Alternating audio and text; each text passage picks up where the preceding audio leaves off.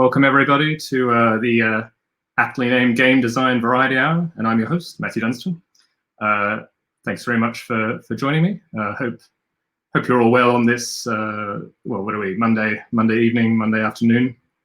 It's getting darker and darker. I have to, as a native Australian, have to admit it's quite, I find my productivity definitely dips as we get into winter, and yeah, you just want to kind of, at about 4 p.m. in the afternoon, you just want to sort of snuggle up with a good cup of tea and just think about other things. Yeah, it's interesting. I might just quickly post on Twitter just to make sure people know, as I pretend to know what I'm doing in terms of all this social media and things. Yeah, let's go here.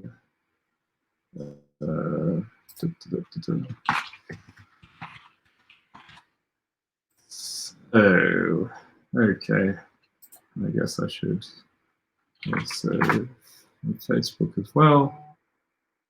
Let's see. Okay.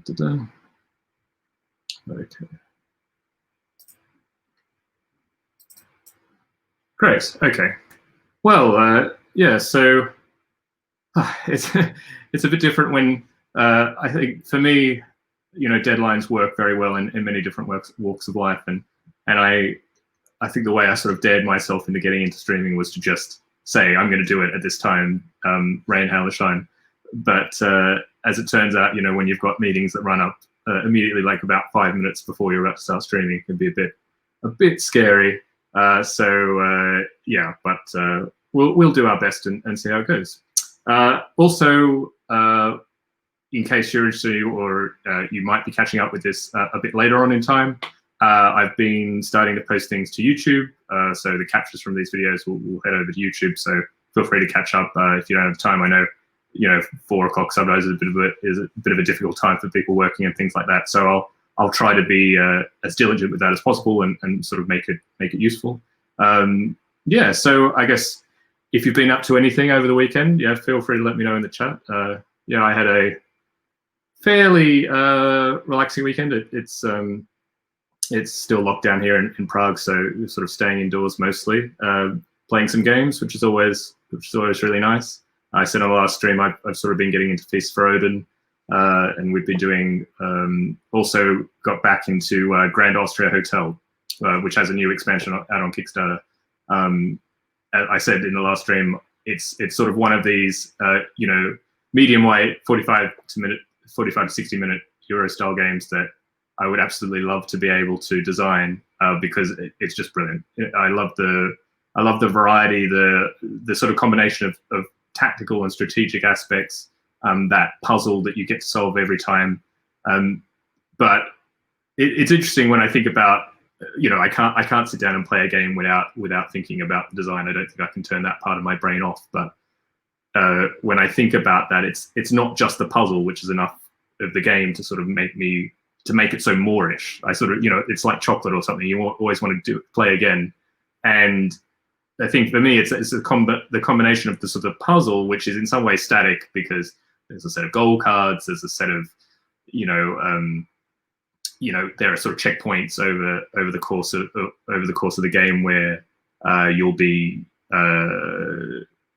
you know, there's checkpoints where you get certain benefits and things like that. So you're sort of trying to line up and find your way through that puzzle, but in the middle of it, there's this amazing, really great, fairly simple dice mechanism which opens up a lot of tactical, opportunistic moments where, you know, you roll the dice and it'll just change what types of actions are more or less viable in that round.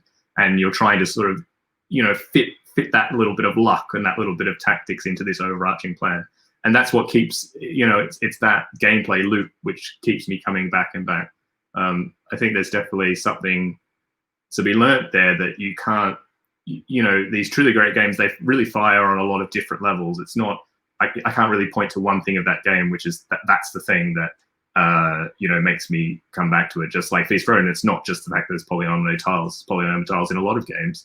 That's certainly a feature of it, but it's having all these aspects work together, having a tactical aspect, having a sort of exploration aspect, having that feeling I can take a particular way of doing things. Yeah, so it makes a big difference actually. So yeah, I quite enjoy it. So yeah, anyone else been playing things over the weekend, or doing any solo gaming or anything like that, or any baking? You know, that's we've been baking bread here and slowly getting more and more into it over time. I should say, if anyone's commenting, I'm not seeing comments. I don't know if I'm doing something wrong. I'm going to just try and quickly check Twitch and see if I can work out what's going on. Let's see. Oh, perfect. Okay, thanks, Cosmos. I know I'm not doing anything completely wrong. I still haven't got the whole setup worked out. So, yeah, I had some friends who were really into sourdough. We do it the cheating way, I'm afraid. So just, you know, flour and dried yeast. So it's yeah, it's nothing particularly you know, fancy, but we enjoy it, and it's nice to have freshly baked bread. And for some reason, that was definitely something that I you know, it's you know, harder to get if things are shut. So yeah, so I guess we're not all here to talk about baking, although I could do that for a while. It's a nice thing to think about. National Sandwich Day tomorrow. Okay, all right. I shall have to celebrate in style. I have a lot of open-faced sandwiches these days for lunch, and we get a really nice sort of marinated tofu, which you can kind of grill up really easily and put it on your lunch. That's also, I mean, something that changes when you're working from home all the time. Is sort of your approach to what you're going to have for lunch and things like that is different. So that seems to be my go-to, and lots of mustard. I also make my own mustard, so that happens from time to time. I try to make the most of that. So thinking a little bit about what I wanted to chat about today, I should say it's a bit of a free-for-all. So as always, if you ever have any questions or things you'd like to chat about or things you'd like to hear me talk about, feel free to put them in the chat. And you know, I try to be as flexible. Thanks, Paul. Nice to see you. I will try not to be too distracting. I've been told my voice is of a certain tone that if you're sort of not concentrated too much, it probably is fairly relaxing or sort of, you know, rhythmic and slow and deep. So maybe it'll put you to sleep, which also might not be useful for doing work. But yeah, thanks very much for joining, and thanks everyone for joining. So yeah, the rough plan is I wanted to chat a little bit about a new release of mine that will be coming out soon, just to give a little bit of a viewpoint into how you know, a design gets released and what you know, what a prototype looks like that gets to that. Hey Fabio, nice to see you.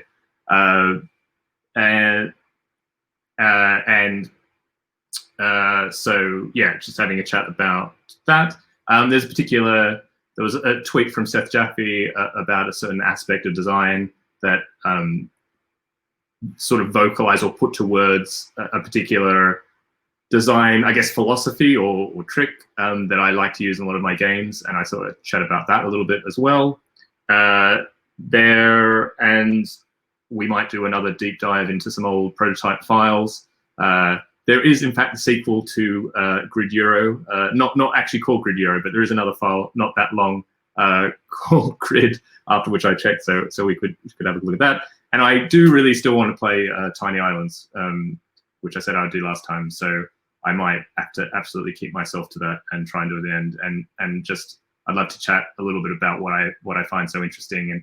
And actually, the game is a really nice example of this sort of design philosophy that I might talk about. So that might all work well together.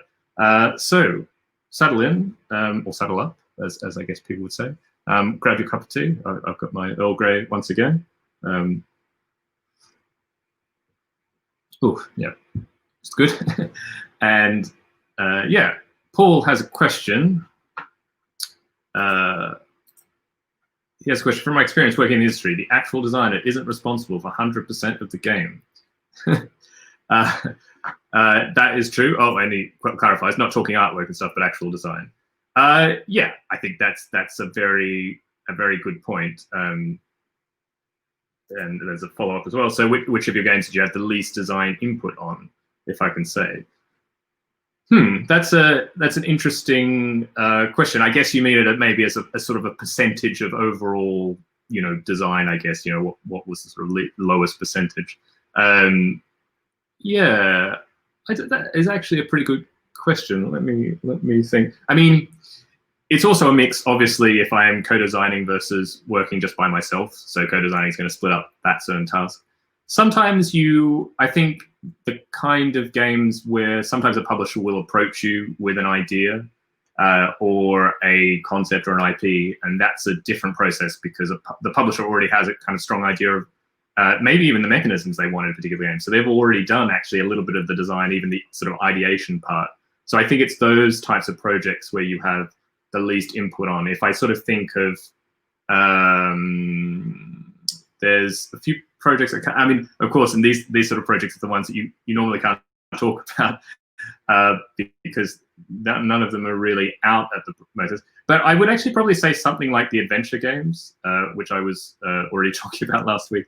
I would say I have the lowest percentage of work on. I think the narrative games generally are a lower amount of design, only because I think the content for that, I consider that part of the design in a way.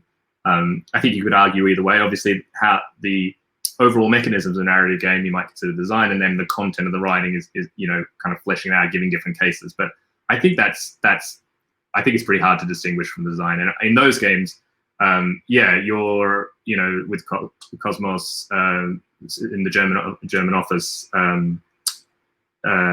Michael Sieber-Blaskal has done. He's sort of the lead editor / writer within Cosmos for the project, and he's done a huge amount of work, especially in developing new cases. So even if we are involved with writing, so for example, the Grand Hotel Urban, Phil and I did write, but there are not as many. There's a lot of development really from the very early point of design. So it was so enmeshed that Cosmos was already doing quite a bit of work on it. So I think with these, any narrative game, I think has so many different people working on at that design stage. So I'd say those are probably the games that I've sort of had it's not really the least input. I don't feel like I had less say or sort of chance to give a vision or to make the game I want. It's just that they're big projects. Actually, they require a lot of different skills, and they're sort of skills I don't have. I'm not a professional writer. Narrative design is still something relatively new to me. So yeah, I think there's sort of bigger teams working on those sort of projects, and also once you make a line of games, then it also changes. It changes from designing a new system, which I think designers like myself are more involved with at the start when you're making something new. But once that's kind of an established way of doing things, then more people get involved, and it's not necessarily you just leading the boat, leading the ship, as it would be. So yeah. Hi Nicholas and hi Theo. Thank you very much for joining.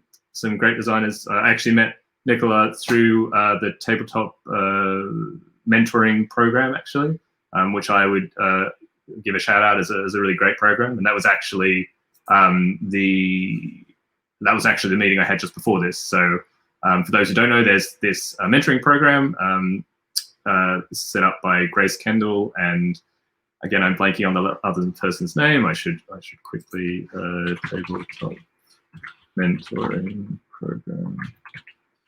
Let's see. It's are they going to tell me who they are? Here we go. Yeah, Mike Belso and Grace Kendall. So it's a really great program where they pair mentees with mentors. From all around the world, actually. They try and match people up with time zones and things like that.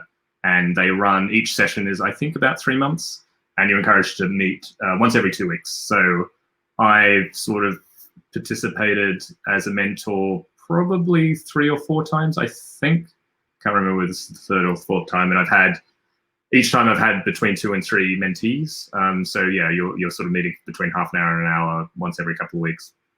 And it's a really great program. You get to meet new designers, feel like you're helping in some way. I mean, in a way, and it's amazing actually that a lot of the time it's just having somebody to chat to. It's not that I'm really contributing that much in terms of design nous or really teaching anything about design, because I think actually a lot of these newer designers will really just they're making great stuff. It's just sometimes it's a little bit of confidence or a little bit of just some sort of bounce things off or checks and things, and it's no, it's really valuable. And I mean, Nicola can say whether it was useful for him or not. I mean, it's I don't think I ever see the feedback forms. That's always a funny kind of thing looking at from the academia side. When students write feedback for lectureship courses, you can often get some quite funny things.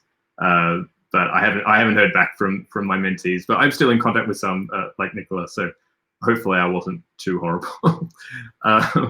But yeah, I would recommend, if anyone's sort of interested in that, check it out. I guess their next program will be starting out in January, if you want to do that. And if there are any creators from underrepresented groups, traditionally underrepresented groups, they also have micro grants, so to help people.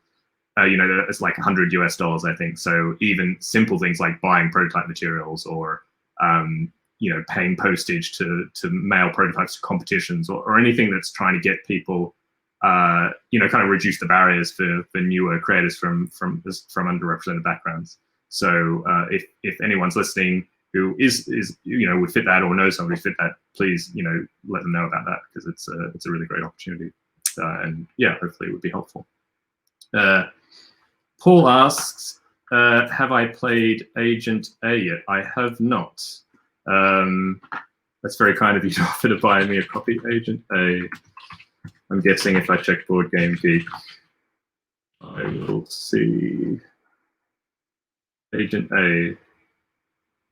I'm not seeing an Agent A in Board Game Geek, Paul. So if you have a link or something like that. Or is it a video game, maybe? Anyway, computer game. Oh, I see. Okay, Agent A video. Oh, yes, no, I have played it. Sorry. You're right. So Agent A, a puzzle in disguise. Yeah, it harkens back to the old sort of point and click adventures. I don't think I finished it actually, but I did play a good, few hours, and yeah, it was quite enjoyable. I would recommend it. I can show it to people here. Wait, no, that's not gonna work. Screen. Show that one. Okay, so yeah, it's this Agent A.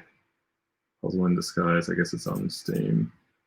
So yeah, I won't play the trailer, but yeah, it's really beautiful actually. It's really nice artwork, and yeah, it's in this old sort of point and click style game with some yeah. I actually really like the art style, and it was a cool kind of concept, and yeah, I think those people who know those classical kind of point and click adventure games. Yeah, so it was a good recommendation, Paul. Thank you for that. And yeah, I would recommend it to others. What is it? It's it's on sale right now. Okay, so if anyone comes here within within 2 hours, 1 hour 45 minutes, you get it for €2.50. So yeah, get on that. Although of course, if everyone's catching up later, then you will sadly miss the opportunity. But anyway. So Nicola says, "Oh well, that's very kind of you." Yeah, well, I'm glad it was of use. But yeah, your games are really great. So I'm sure I look forward to playing a published version sometime soon. Okay, so what is up? What is up first? So first, just wanted to have a very sort of talk about a new release really quickly, which is this. Whoops, that's better, probably a bit bigger.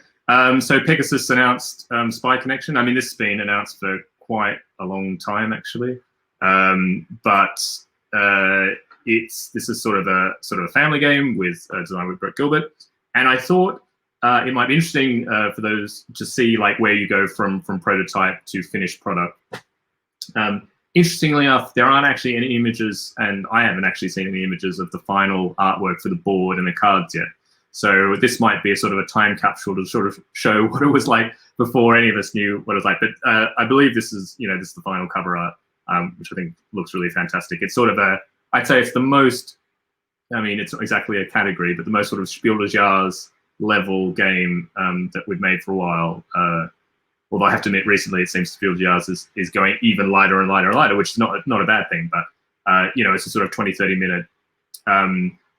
It's sort of a route building game, but where your routes constantly change, so they're completely flexible, and you're sort of placing agents which form the routes, but also can move around.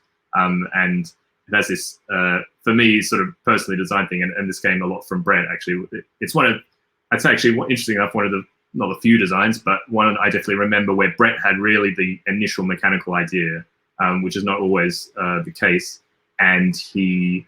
I sort of ran with it after that, and we made something together.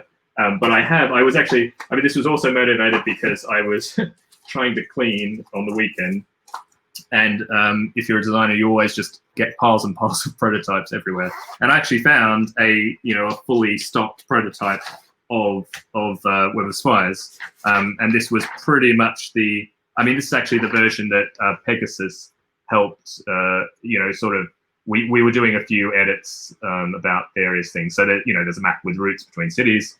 Nothing good. But you can see this is kind of the similar shapes and things we had in our original prototype. So yeah, you can see that you really don't need much in terms of graphical skill or nous to make these things. And and basically there are, in the game you have different route cards. So these are some examples. For example, you can see, so there are some number of different cities, and they're all sort of color-coded, so you can find them on the map. And basically, you get a certain number of these missions, and you just have to visit each of these cities while you have the mission. But the interesting thing is when you do a particular mission, you put an agent on on the matching circle to show you've done it.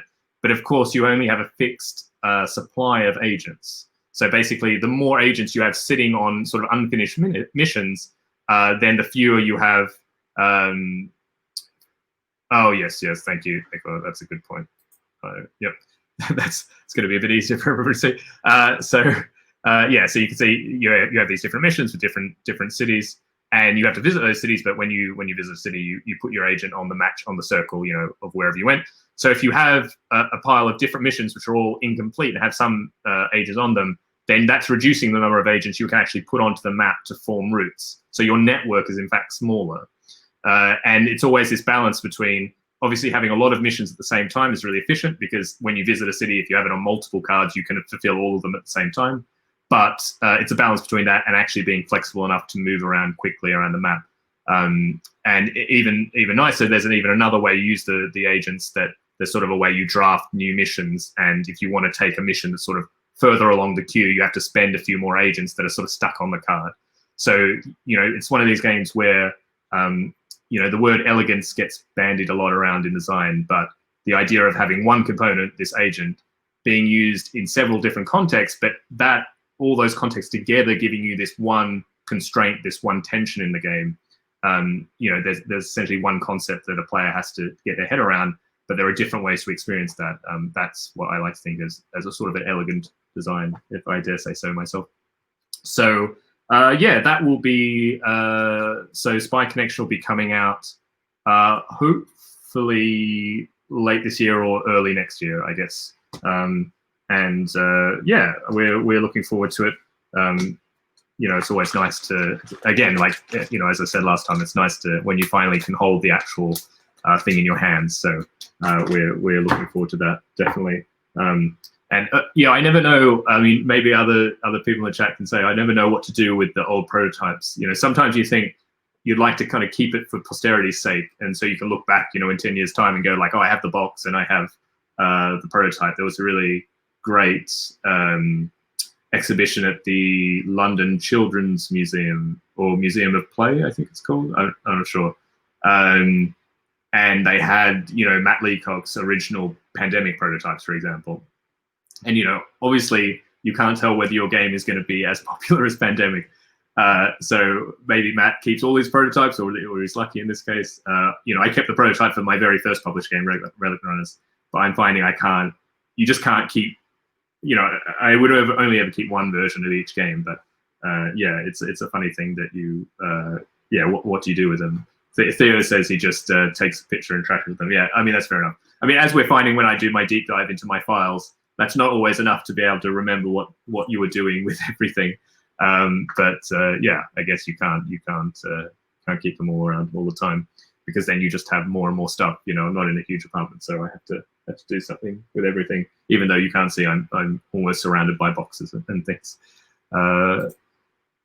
Or charity auction. That's true. I don't know how much interest there would be for old prototypes, which may or may not be complete. I don't think I've got to a point where they're going to fetch significant value, but maybe. I think it's a fun thing, and I think sometimes with some games, obviously things change so much from the early prototype or even a late prototype to the kind of published version. So yeah, it might be interesting. Who knows? If your game's not a big success, I don't know what. That is true. That's a good point. So, hey Phil, so it's a friend from my research group in Cambridge, and I have which I had to actually vacate very quickly when I came to Prague. During the first first lockdown. So I still have a desk that has in my lab, which has a lot of games stored under the desk. It's one of these large corner desks, and it's sort of packed with things. But Phil, you can go and get whatever you want. It's an open shop. So yeah, and there's some good biscuits there. That's actually I was talking to someone else in my lab. He's the only person in the office at the moment, and there were some really great bourbon biscuits there that were like in a tin, and then I suddenly realized that they've just been sitting there for the last 7 months. I didn't exactly know I was I was about to leave, so I said, you have to eat the biscuits, don't let them go away. I guess they don't go off, and they get a bit soft, don't they? But that is actually one of the saving graces.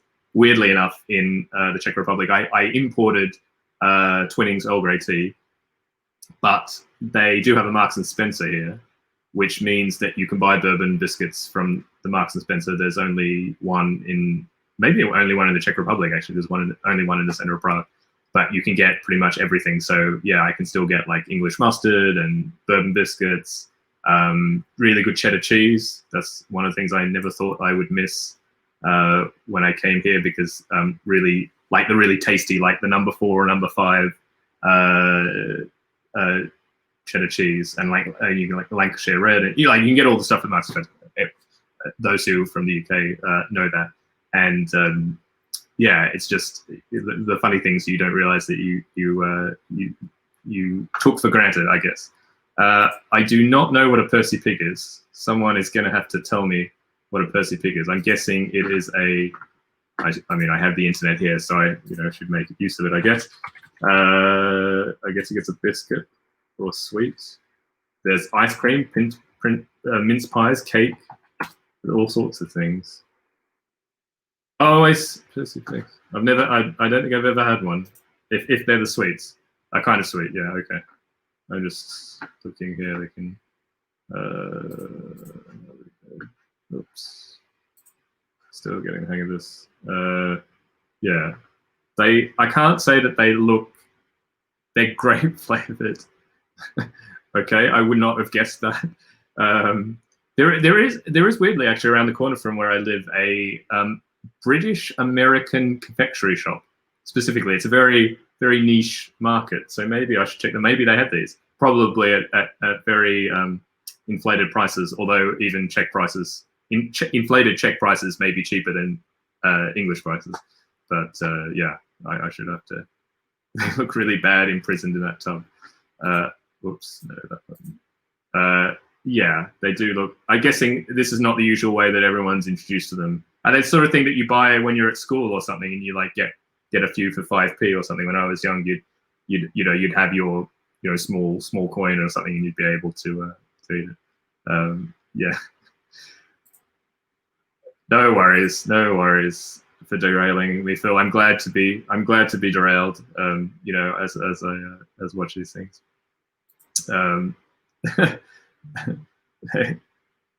Welcome. Yeah, they're Percy Pigs apparently. So I'll take them off. Maybe it's just too much. They should have. I'm trying to keep it as a family friendly stream. So I hope that YouTube won't flag me now for having rather worrying pictures of pigs. So what is next? So yeah, I wanted to chat about and this is where you can tell I'm getting slightly more professional and actually seeing, because I can now do banners like this.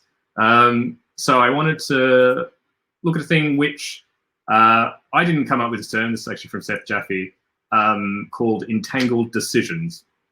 I think they're one of the most, for me personally, they're one of the most useful things that I return to a lot in design. And I really appreciate when I see them in other designs. It's a fairly common thing. I'm sure a lot of you will have played games with entangled decisions. And if you're ever thinking designing, it's a really, really good philosophy to very simply add interesting decisions to your game. And so I'm trying to find, yeah, I've got, so I just wanted to, for posterity to show that this was Seth Jaffe's sort of original tweet, this idea of entangled decisions. So I hadn't actually heard that phrase before he used it. And for example, he talks about multi-use cards as a sort of fundamental idea of an entangled decision, because that card can be many things. It is one component, and in that one decision about what to do with that card, there are many different things you have to weigh up against each other. And it might not be, and then he talks about entangling two unrelated decisions is a way to ratchet up tension, agony, and decision space without adding content. And as a sort of a more sort of concrete example of that, and it is something that I use quite a bit in my published games. I have a copy of Pyramids, which is again mine from quite a few years ago now, and basically it has a very simple mechanism, which is not unlike something, and I said this kind of thing pops up in a lot of games. Something you might even recognize from King Domino or a lot of other games like this. So every round you play 10 rounds. It's a fairly simple card game where you're building a pyramid, and your pyramid is made up of these cards with different blocks, and they sort of go together in a way like this. Let's see if I can actually show it. So you'll have 4 across the bottom, and then you can sort of start stacking them on top like this, offset, and you sort of make a nice looking pyramid by the end. You'll have drafted 10 cards essentially. But the way that you determine what you can do every turn is you basically have one decision. There are a number of god tiles which are placed out every round, and depending on the number of players you have more or less, but normally you have between 4 and 5, and they each have a number 1 through to 5, and they also on them have an icon which shows what you can do. So they all have a pyramid on them, because every turn everyone's going to add 1 card to their pyramid. But there are a few other places you can put cards. You can build a tomb, and this shows the tomb here, and you can also build an obelisk. So for example, this one shows an obelisk there, and it also shows a tomb. So essentially what happens is every round we put these out on the table. Somebody, and there are a certain number of the pyramid cards that are already dealt out. And essentially we make 2 choices, but the first choice is maybe the most important one. And starting with the star player, just going around the table, you choose one of these tiles to take. And that choice both determines, the number determines the order in which you'll take new cards. And it's the kind of game that's very puzzly. You're trying to put same colored blocks together. And there's a timing aspect, because you have to keep building up. So sometimes at some point you're going to have to break up a certain pattern you've been trying to do. So actually, and you can only keep 1 card every round. So the new cards you take every round are very important. You're almost drafting them every round. And this is telling you your sort of priority for that drafting. So that's really important for card selection. However, if you're able to, being able to build more stuff, being able to contribute to more different aspects is more important. So actually, you can see with the 1, you can only put 1 card in your pyramid. That's it. But with a 5, you can put a card in your pyramid, you can put a card in your tomb, and you can put 1 in your obelisk. So you get sort of like triple the number of actions as the person who goes first. And so with that one decision, you have to decide, what cards do I want? How important is picking first? You have to think about, what am I going to try and do with those cards? Like, how many different things do I want to work on? Am I happy if I'm just working on the pyramid? Do I really want to work on the tomb? Do I want to work on both, the tomb and the obelisk? All of those concerns, all those different tensions. I want to be building. I really need this colored card, or I really need to add to the obelisk this round, or things like that. They all come together to just one decision point. That basically is the point where I decide from these 5 things, choose one. That's it. And then then there are obviously a few other decisions as you go along in the game. Once everyone's got a tile, then in this order you pick which cards you want to take, and then you pick which cards you're going to play into your pyramid. Or those are somewhat easier decisions because then you know what you're going on. But all of that, you can sort of focus a lot of tension and a lot of interest and a lot of balancing into sort of one action. And I think Entangled Decisions for me are a really good way to add a lot of that sort of crunchy decision making and actually saving a lot on time, especially when players can be trying to think about what they do at the same time. When those tiles come out, where all the players can think at the same time, we're trying to work out what balance of things they want. And so I think so King Domino is another really great example. So in King Domino, you're drafting tiles, but the tiles further up in the queue are often worse. They get sort of better as they go down, but the order in which you take the tiles from the last round determines the order in which you could get tiles in the next round. So if you sort of take a weaker tile this round, you're going to get better choice in the next round. And again, it's just one decision point. You're choosing where to put your meeple, which tile to take the current round, but that sets up not only the tile you get now and the order in which you're going to do something later. And again, it's folded into one decision, one timed point. And I think it gives a lot of, it gives that angst. It saves you time, and once you know about this concept, you see it in a lot. You'll see it everywhere essentially, and obviously it's not only just in games where there's one decision and it's an entangled decision, and it can feature as a smaller part in a much larger game, but it's quite a useful thing. I think it's marvelous, and I'm so glad that Seth sort of came up with this term, because I don't think I would have been able to. I think a lot of designers would know what we're talking about, but I hadn't heard the term before. So I'd certainly thanks very much, Seth, for that. I guess also let me know if this kind of chat is useful, sort of diving a little bit into a particular idea or a particular concept is interesting or not. It is actually a really good. Thanks. Theo loves it. Thanks, Rob. And Rob, welcome, Rob, another designer from the UK, from Playtest UK. So thanks very much for coming along. It is a very nice segue into playing Tiny Islands. For those who don't know Tiny Islands, in fact, you can even play along because this is just a game you play through the browser. If you search Tiny Islands IO. It's a really fantastic game. It's essentially a roll and like a flip and fill style game. I love the aesthetic, and actually it's just a really kind of Morris game, and it's one of these things that there's obviously, you can see this, like I just absolutely love this design, which is fantastic. So yeah, highly recommend to check it out if you haven't already. But they have a daily shuffle. So if anyone else wants to play along at the same time, you can play at the same time and not listen to what I'm doing, or make your own decision and think like, what does that Matthew know what he's doing? But it's actually a really great example of an entangled decision.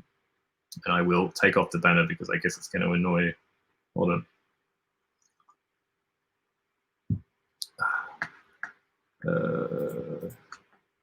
Okay. Yeah, great. So. Back up. This is a game. So if we go to the daily shuffle, it'll show some rules.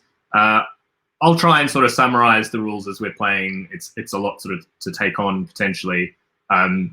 You know, it's like a typical roll. All right, there are different. You're going to write essentially one element in a square every round, and different elements score in different ways at the end of the game. Yeah, it's going to be, I guess, interesting. Oh, I did that. Yeah. Okay. Great. So I can probably make this a bit more. Yeah, that's a bit better. Okay, so let me play. Oh yes, and the other sort of nice thing about the game is that not only are you placing things in a grid, so you have this grid and you're going to be placing every round, essentially, you've got a choice between two elements. So here I've got the element, but I could put a wave, and then it gives me a placement restriction. So I have to put that wave in this particular, that particular column, and it actually, you can see that it highlights the particular column as I mouse over it. Or it might be a particular region, like this has this sort of a 3x3 grid, and I would put a house somewhere in one of those three, you know, those 9 squares. But this is an entangled decision. You know, these two things are linked to each other, and I have to decide, you know, is the element the most important thing? Is the position the most important thing? But again, it's a simple decision, this or this. And the other thing that we're going to be doing is 3 times in the game, you'll be making 3 islands in the game, and you'll have a chance to draw lines along the grid lines to make, you know, any sort of shape or size of island that you want. There's a bit of a limit of how many sections you can have. You can have a massive island. You can have as small as you like. You can use as few sections as you wish. And there are different aspects, different scoring, which will depend whether they're on an island or they're in the sea. But of course, at the start, every square can either be island or sea. So it has this really nice geographical aspect that is completely up to you. You know, it's a really nice sort of creative part. So with that out of the way, waves are fairly straightforward. They score 2 points each, except they don't score if they're near other waves, and near means within 8, you know, the kind of all 8 squares around something, or if they're in the same row or column. Generally, you're placing, I don't know exactly, it's like 15 or 16 things. So it's not too hard to get around this restriction. So they're kind of a nice simple one, and they don't scale. So, you know, that you know, again, there's this wonderful thing design. Do you go for the thing that is, you know, that steady income, very easy to do, or do you do things that might actually sort of possibly be worth more points for that single action? So houses are one example of that. They like to be near, and again, near is that, you know, all the 8 spaces around the central square. They want to be near different things, different elements, but not other houses. So I think I'm going to start with a house, because once you know where a house is, you can play to sort of maximize it, because it could be up to sort of 8 points potentially with that one action. So I'm going to put a house somewhere in the middle here, and then it just gives me another choice. And this is just, you know, you've got 16 rounds or whatever. Thanks very much, Theo. Thanks for coming by, and yeah, good luck with the work. So we've got more houses. They don't like to be near each other, but of course, having houses one square apart could be quite good, because you can put those other different items in between them. Houses are an element. Basically, you lose points if you have elements in the wrong environment. So if I have a sort of an island element in the sea, I lose points. If I have a sea element on an island, I lose points. So, you know, right now I have to make sure this house is going to be on land at the end. And ships, boats rather, want to be far from other boats and far from other islands.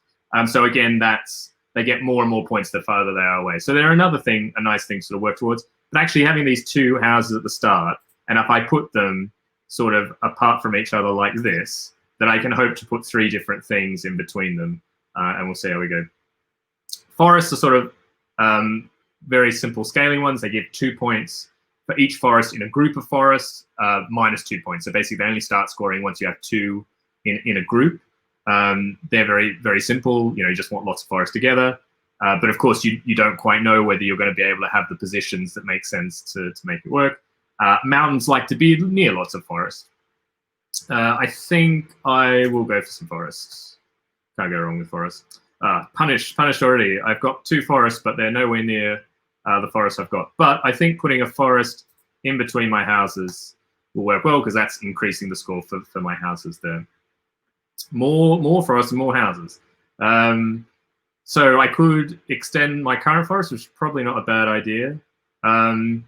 It's interesting to have more houses. There's a church which gives you points for a number of houses on the same island.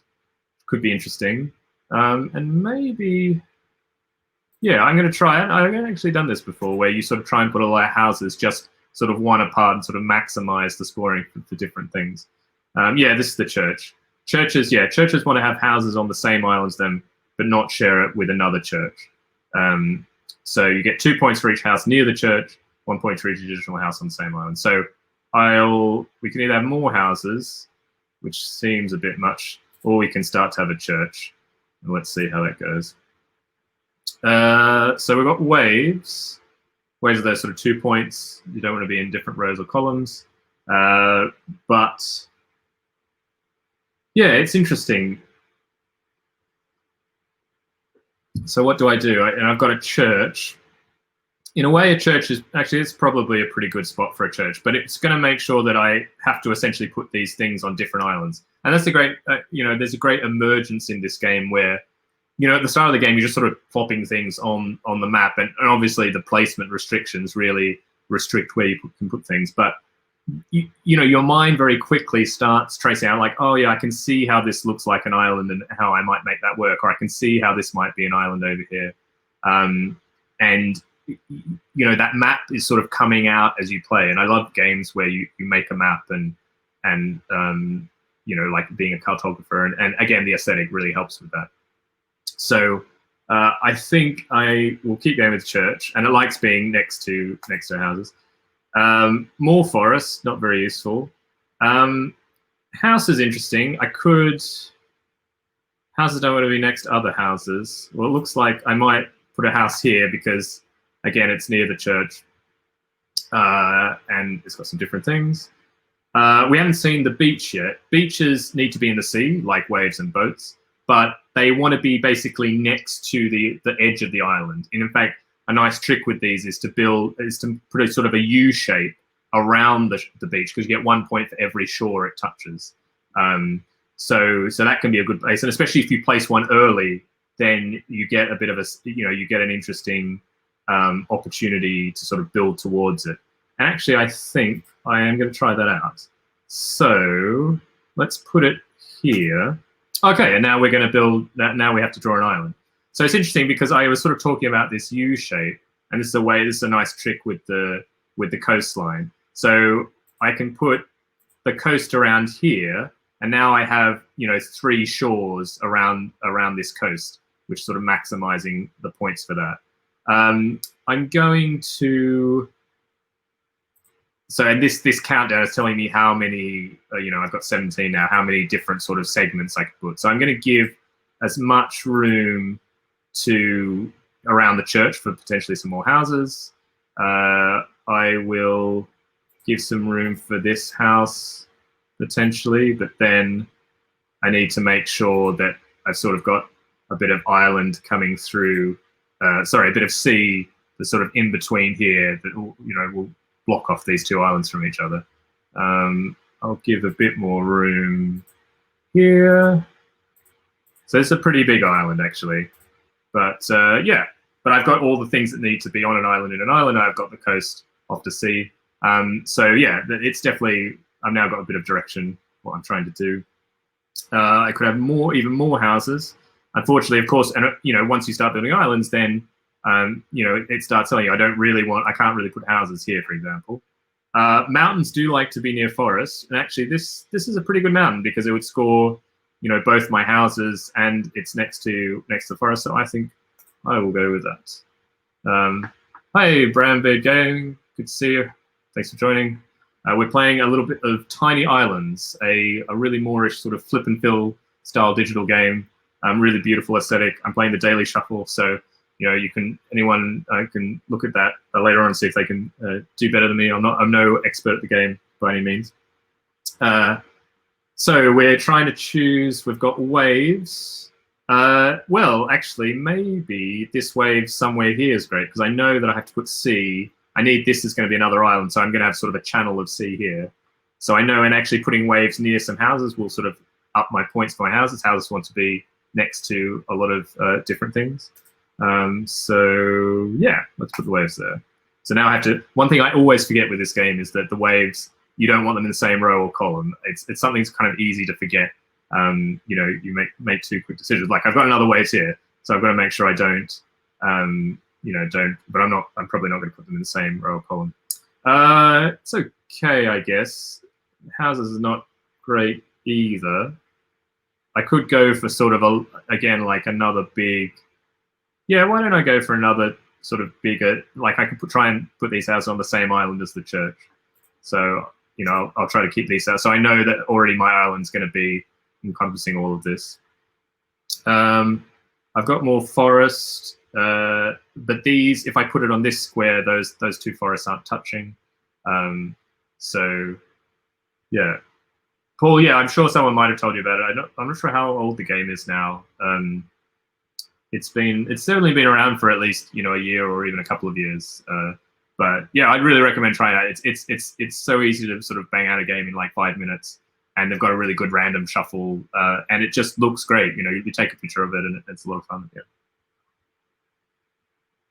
Yeah. So forest not so great. Shore could be good. Again, I know I'm going to put, you know, I could actually put the shore here and then put the you know, that's good. It's next to some houses. Yeah, sounds good to me. Could have mountains near my forest, which is good. Could have waves, which is not as interesting. I'll go with some mountains near my forest, and I'll put it next to the house, so it'll give points to the house as well. Lots of waves, lots and lots of waves. Can't put the waves. I can't do this because this won't score because it'd be in the same row as that. So that's easy decision. And well, I'll chuck it down here, I guess. Okay, boats.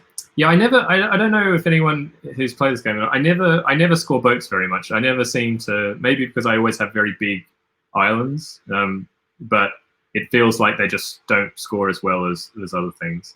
I guess I'm taking a bit of a risk here if I play a forest, but it would be upping this. And if I get a forest in this square here, then I will make a group, which would be good.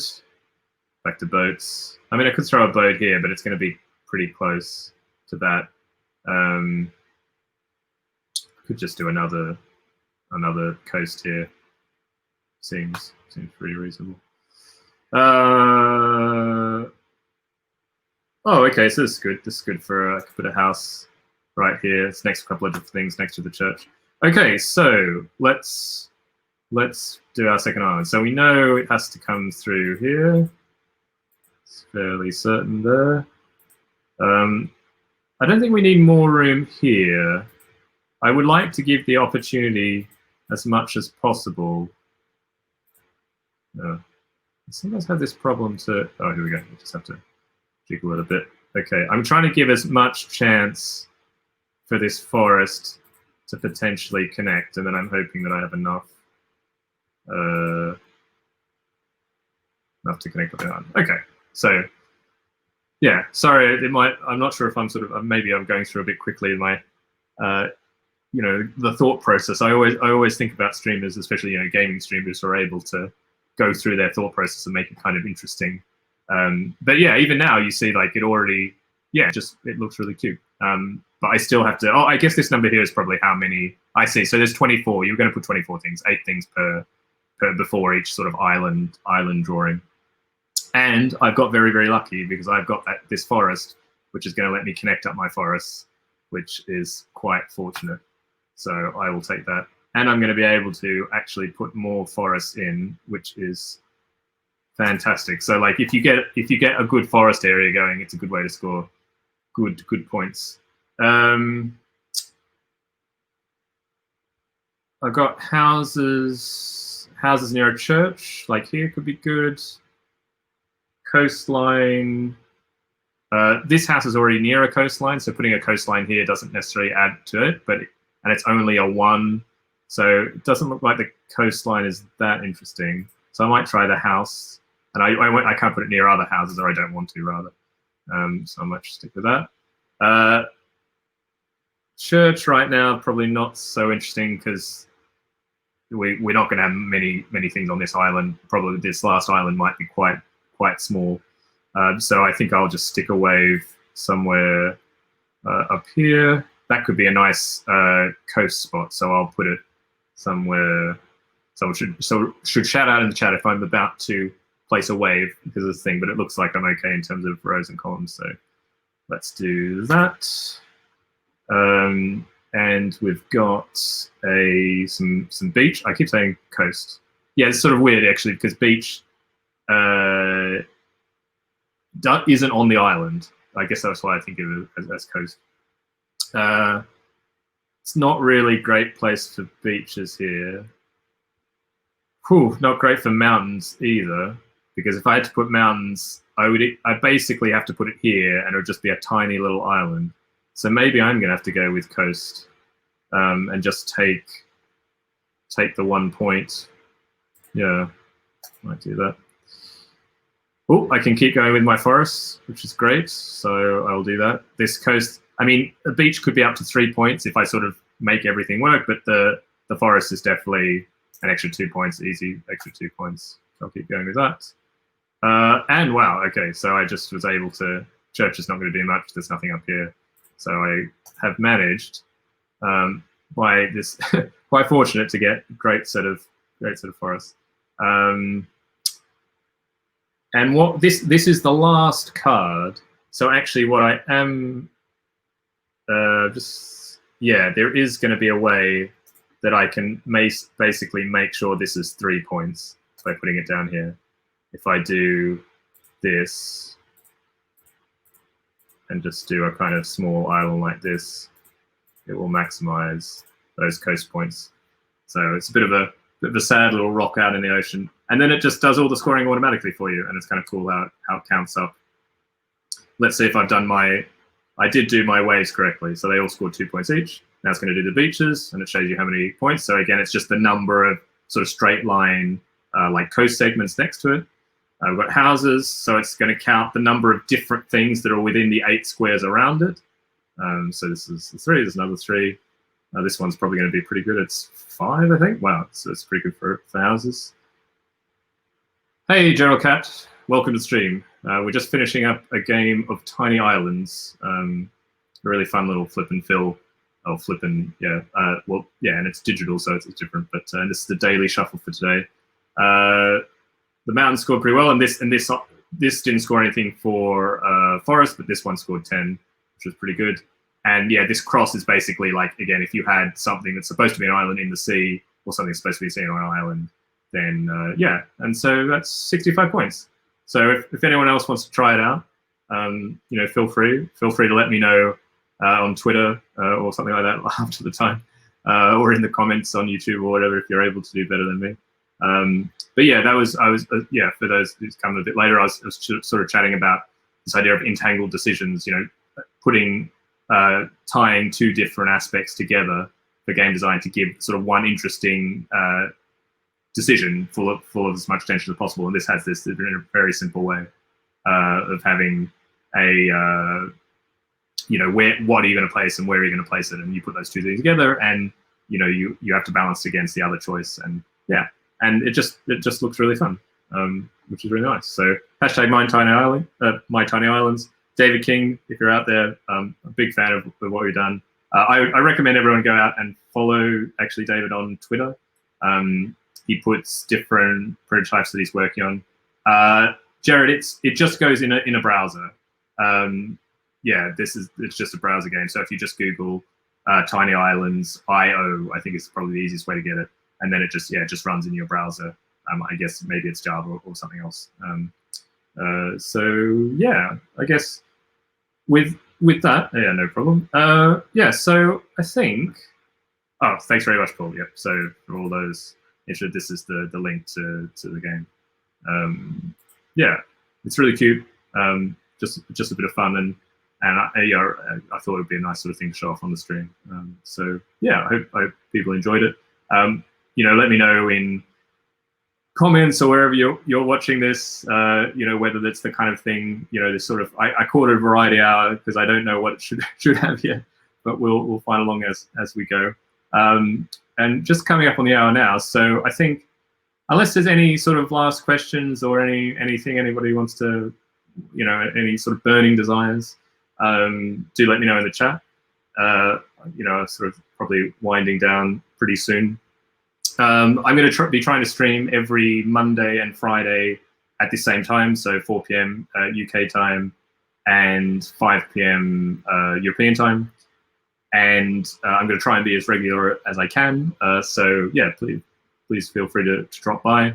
And also, all these go up on YouTube later, or you can catch them catch them up on Twitch. I think they're archived for a couple of weeks. Paul asks, do I have a goldfish? Yes, he's referring to my Twitter handle is @wisegoldfish. So yeah, you can always get in contact with me at @wisegoldfish. I do not. It comes from a time in my life where every username was an anthropomorphic animal, sort of adjective animal pair. So there was Wise Goldfish, I'm Happy Squid on Board Game Geek. I was Enlightened Squirrel, other places. Yeah, it's one of those things that,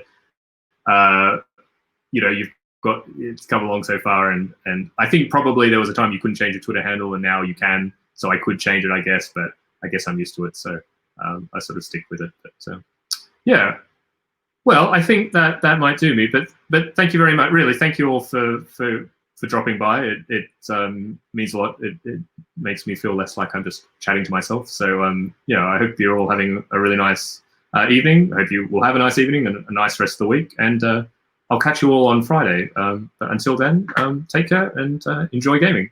Okay, thanks everyone.